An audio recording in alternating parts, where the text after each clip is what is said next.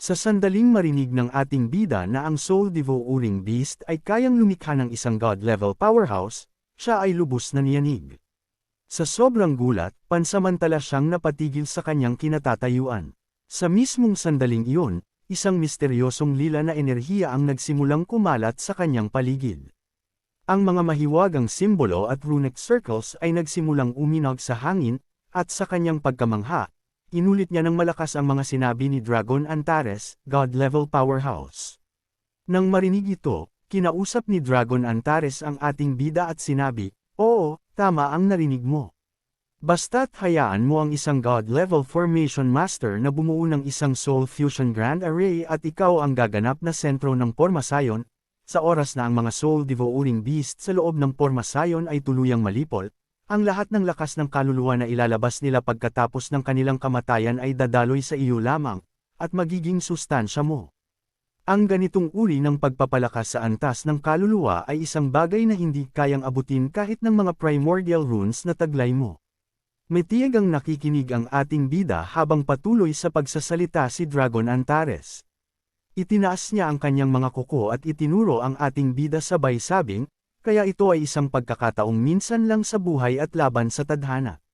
Dahil lamang sa iyo kaya ako nagpakita ng ganitong kalaking awa at sinabi sa iyo ang lahat ng ito." Matapos marinig ang kanyang mga salita, seryosong nagtanong ang ating bida, "Senyor, dahil sinabi mo na sa akin ang lahat ng ito, tiyak na alam mo rin ang paraan kung paano itatayo ang Soul Fusion Grand Array, hindi ba?" Bahagyang natigilan si Dragon Antares, na tila may ibinubulong sa sarili habang nag-iisip, "Oo. Magiging kapaki-pakinabang ba kung sasabihin ko sa iyo? May silbi ba kung malalaman mo?" Sa sandaling iyon, biglang sumingit ang ating bida at sinabi, "Ang guro ko ay isang God-level formation master." Iniwasan ni Antares ang paksa, tumingin sa langit at bamulong habang kinakausap ang ating bida, "Bukod doon, ang bagay na kasing halaga nito, bakit ko naman sasabihin sa iyo ng libre? Ito ay isang pagkakataon upang maging isang super god. Hindi mo ba iniisip na dapat kang magbayad ng kaukulang halaga? Halimbawa, ang pagpayag na tapusin ang susunod na 3 transaksyon para sa akin." Nakikinig ang ating bida. Siya ay napakaingat. Naging seryoso ang kanyang ekspresyon habang nagsisimulang mag-isip sa sarili. Ito pala ang tunay na habol ni Antares. Gayunpaman, ang sinabi niya tungkol sa Soul Fusion Grand Array ay malamang na totoo. Habang nag-iisip siya, patuloy na nagsasalita si Dragon Antares ng walang hinto, at nagsimulang ipaliwanag ang isa pang opsyon. Mayroon pang ibang paraan upang harapin ang mga Soul Devouring Beast, at iyon ay sa pamamagitan ng paggamit ng isang Soul Fusion Potion. Sa ganitong paraan, ang Soul Devouring Beast na nakatago sa loob ng iyong kaluluwa ay mamamatay, at ang lakas ng kaluluwa nito ay magiging isang malakas na gamot para sa host. Talaga bang hindi mo ito isasaalang-alang? Maaari ko ring ituro sa iyo ang paraan ng paghahanda ng Soul Fusion Potion. Matapos marinig ito, sinabi ng ating bida, "Kalimutan na lang natin iyan." Sa sandaling marinig ito ni Antares, nanlaki ang kanyang mga mata at nagtanong sa gulat na boses, "Anong ibig mong sabihin doon?"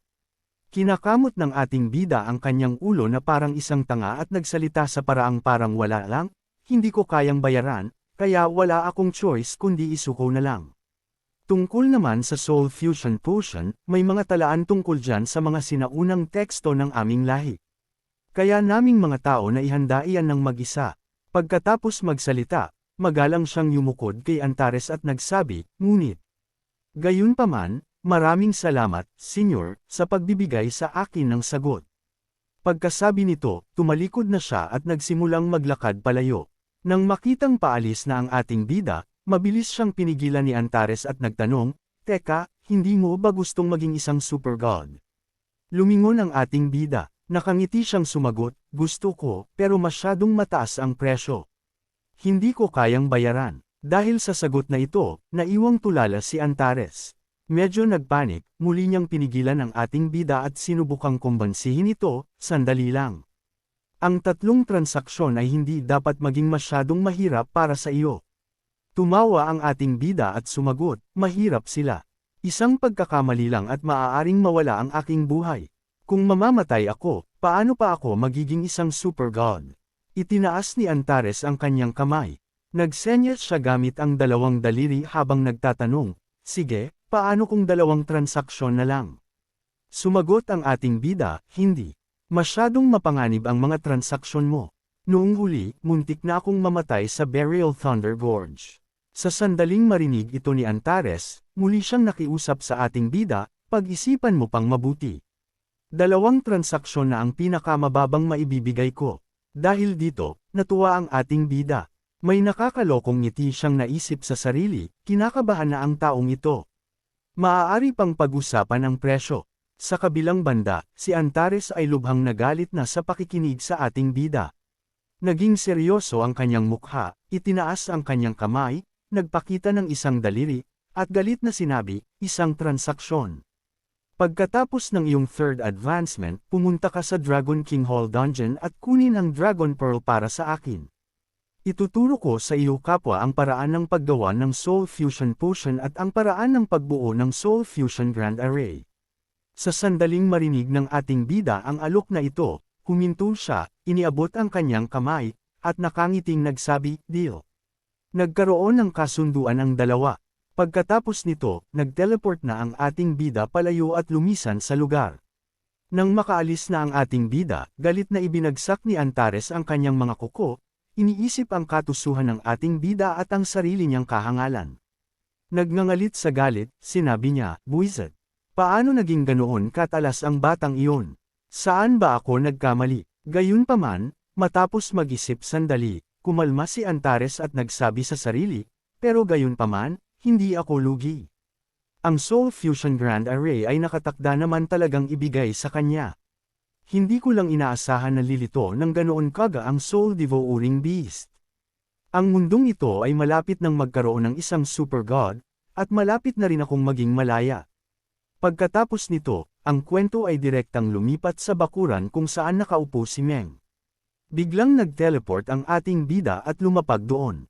Sa sandaling makita siya ni Meng, nagtanong ito, Muyu, bumalik ka na.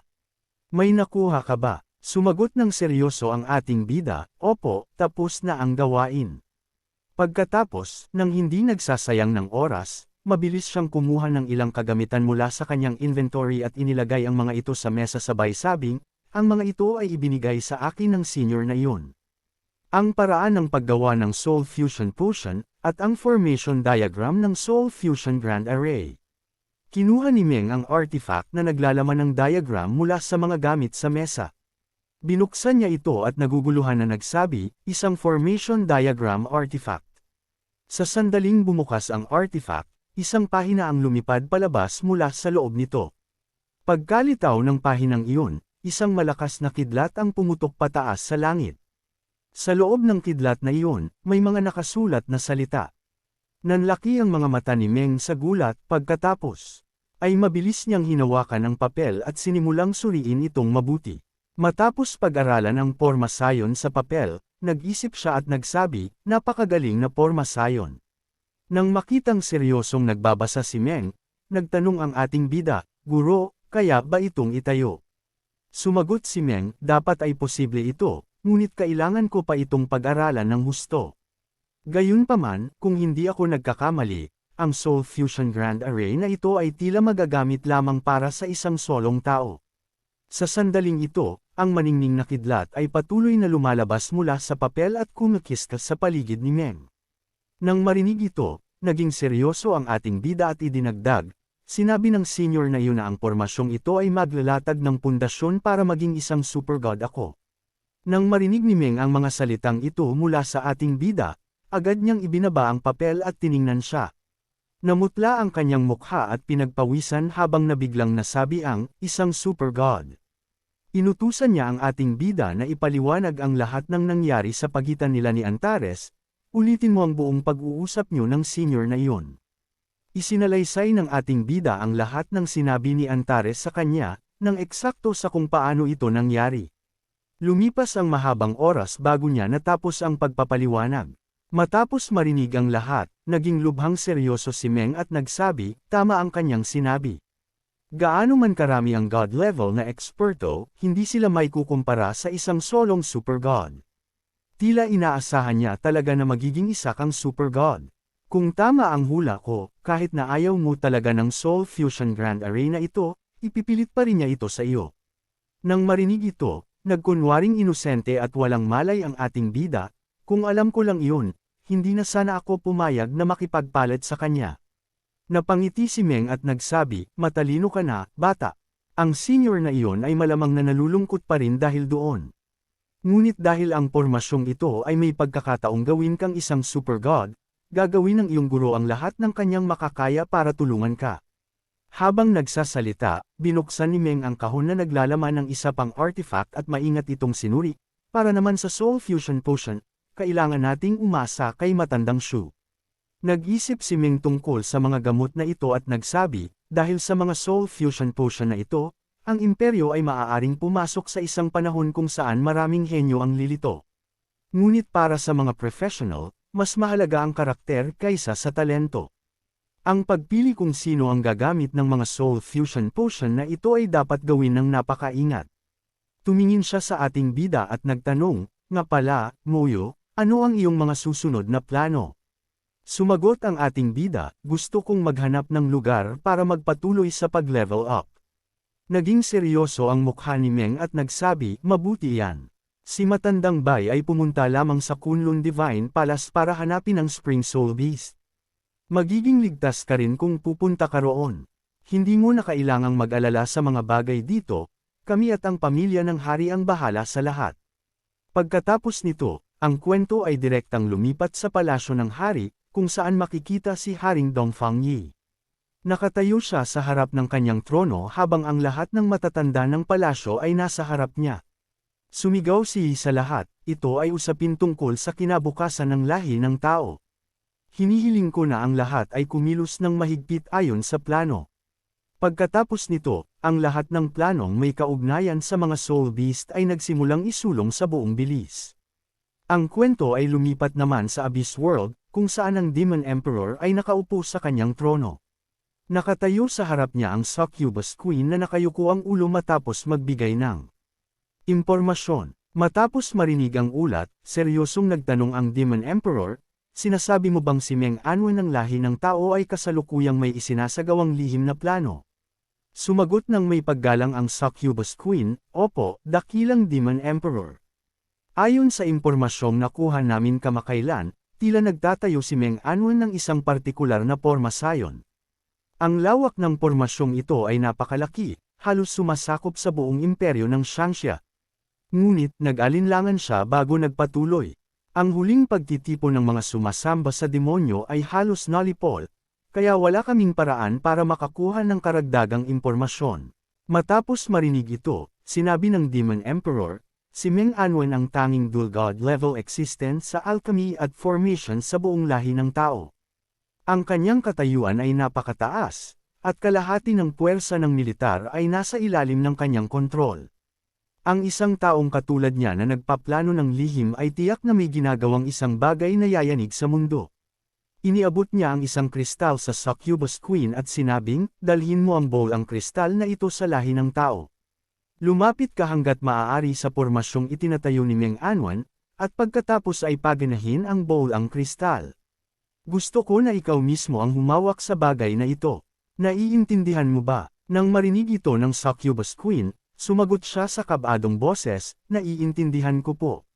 Susundin ko ang inyong utos. Samantala, tumawa lamang ang Demon Emperor sa kanyang sarili at naisip, ngayon, humayo ka, hayaang magsimula ang lahat.